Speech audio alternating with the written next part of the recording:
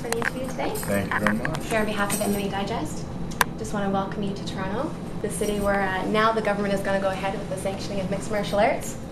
How's the response been since you've heard the news? Well, it's been pretty good. I actually didn't know until I got off the airplane here, and that's been the top of conversation since. I know when I heard the news, I was numb for a couple of days. The Twitter account was going crazy. Has it already been a couple of days? When did it happen? I'm trying to think. Probably Saturday, I guess. Yeah. Okay. Yeah. So it's pretty quick, though. Yeah, and we have to thank guys like you, of course, pioneers in sport that brought it to where it is today. So I feel like I should thank you to you as well. It seems odd, though, that there's still people that are so against it. I saw a gentleman talking about it. Former, I don't know what you guys call him, we call him the former senator. He was passionately and vehemently against it, and he really didn't know what he was talking about. Now, granted, I hate a lot of things that I don't really know what they are, but I'm an idiot. I'm allowed to do that. I'm not, I don't represent government or never represent government. It seems like you should be a government official. You should at least research what you're talking about. Yeah, they came across and said that the reason why they finally made a decision to go ahead was to keep the fighters safe and the state of our deficit in the country. So there you go. Good news all around. So I live where gambling's legal and prostitution, so it's okay. If the government can make a buck off it, bless them. There you go. So we're here to talk about your book, which I went out and bought. Thank you. Be ready when the shit goes down. Erish thanks you as well. A Survivor Guide to the Apocalypse. Erish and his tiny name. I saw the pictures in there. I wanted his name bigger. HarperCollins, Screw Krause, not me. I just wanted that now. I have to say, when I bought this book, there was a little lady sitting beside me, and she had your book in hand. She's about 75 years old. Yes. And I Target audience right there. And I said, "Oh, is this for you?" And she said, "No, it's for my grandson, but he's a nice chap, isn't he?" So you never know who's picking up your book. What inspired you to write the book, aside from the apocalypse? Well, sorry, I've given this answer so many times. You like to tell a story, right? Everybody likes to tell a story and have people wait with bated breath.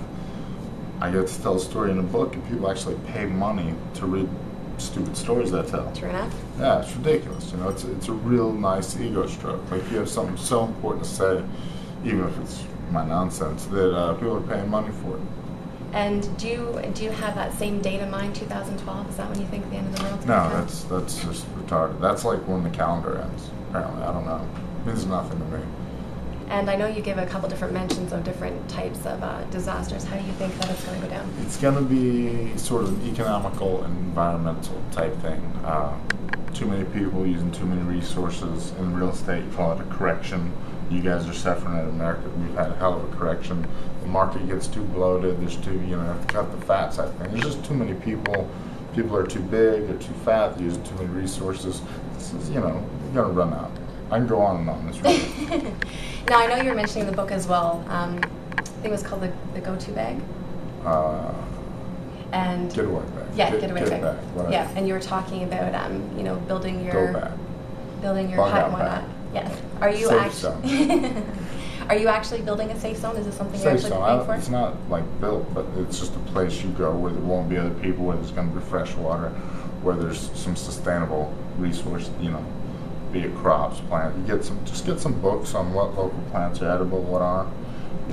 Enough wildlife out there where you can basically subsist off yourself. Yeah, I did learn some good tips. I'm with thinking about a leaf.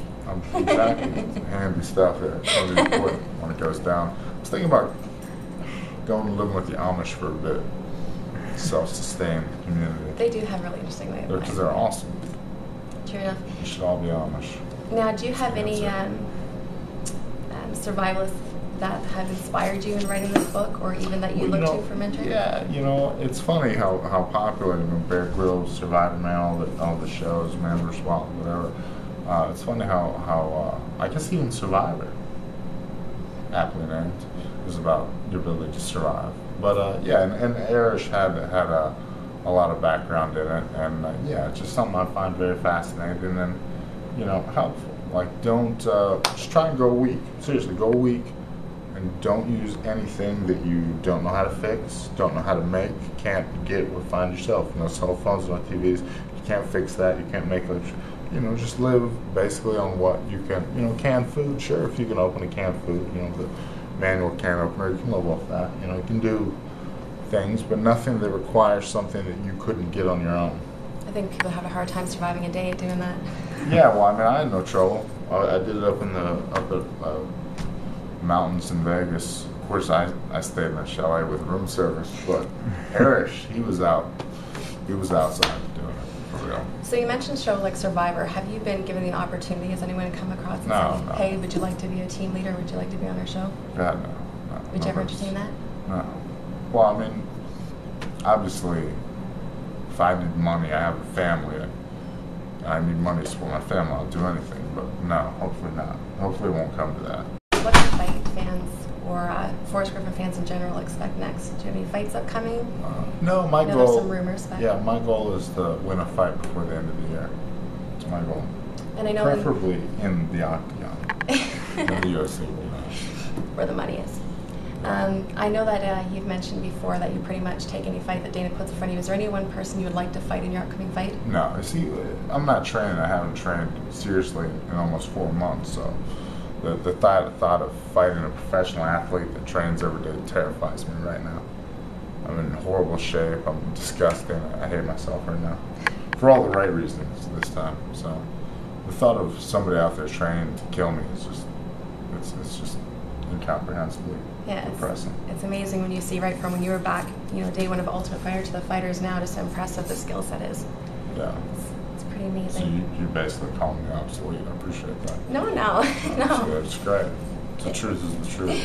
I can barely run to the end of the mailbox. I would not. Well, hopefully you don't make your living fighting, Oh, no. I couldn't. I'll get him out for you. He looks fit. Strapping chap. What did the lady in the bookstore say? What was the... I think strapping young chap was the words. Those, yeah, she was a little hot, flush in the cheeks. I don't know if she was really buying for a grandson or for herself. Sounds really the best thing I've ever heard. There you go. Good compliment.